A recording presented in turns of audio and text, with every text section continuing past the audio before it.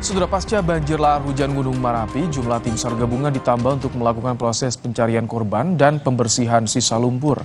Pencarian dilakukan dengan menggunakan drone thermal. Tim gabungan masih mencari korban banjir lahar hujan di Kabupaten Tanah Datar. Dengan penambahan ratusan personel dari TNI Polri, lingkup area pencarian diperluas. Pencarian akan dimaksimalkan dengan menggunakan drone thermal.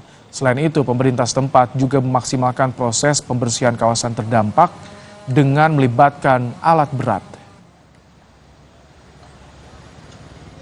Batalion Marinir satu batalion Marinir, 1 batalion TNI AD, 1 batalion Polri, dan juga Basarnas relawan ada 4 batalion kita siapkan hari ini untuk dalam pencarian. Pak berat sampai saat ini tentu kalau ada yang masih ingin membantu kami menerima, tapi saat ini yang ada kami maksimalkan.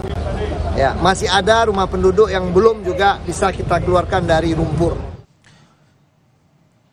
Dari data Pusat Pengendalian Operasi BNPB per jam 12 siang, korban meninggal tercatat mencapai angka 62 orang. Sementara korban yang masih dinyatakan hilang mencapai 25 orang.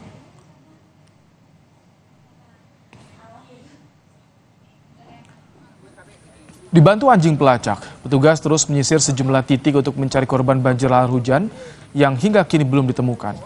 Proses pencarian korban dilakukan di sejumlah titik, di antaranya di Kecamatan Canduang dan Kecamatan Sungai Puah. Petugas juga menerjunkan alat berat untuk membantu proses pembersihan sisa lumpur.